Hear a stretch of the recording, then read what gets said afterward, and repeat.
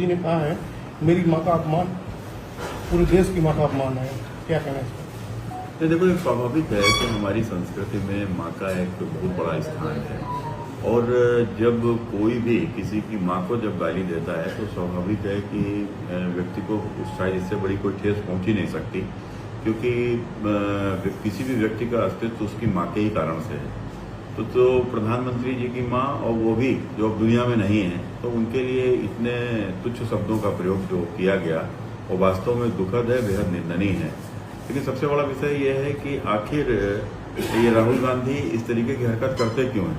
और जिस प्रकार से राहुल गांधी ने पिछले कई दिनों से लगातार प्रधानमंत्री श्री नरेंद्र मोदी जी के लिए निम्न स्तर की भाषा का प्रयोग किया है, आज उसी से प्रेरित होकर इनके कार्यकर्ता इस स्तर तक पहुंच गए कि उनकी मां को भी अभद्र भाषा का प्रयोग किया, उनकी माता जी के लिए। हम सबने देखा है कि जिस प्रकार से कांग्रेस और राहुल गांधी के जुड़े गिर्द गिर्द लोगों के द्वारा लगातार प्रधानमंत्री जी के लिए किस प्रकार के ओछे शब्दों का प्रयोग किया जाता है। हम सबने देखा कि प्रधानमंत्री जी को गाली दी गई, प्रधानमंत्री जी की मां को गाली दी गई, प्रधानमंत्री जी के पिता को गाली दी गई और तो उनकी जाति को भी गाली दी गई। तो आखिर इतनी घृणा प्रधानमंत्री नरेंद्र मोदी जी से क्यों?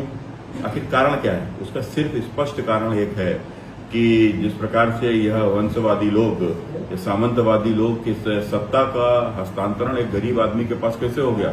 सत्ता पर प्रधानमंत्री बनने का अधिकार भारत का सिर्फ और सिर्फ गांधी परिवार को है।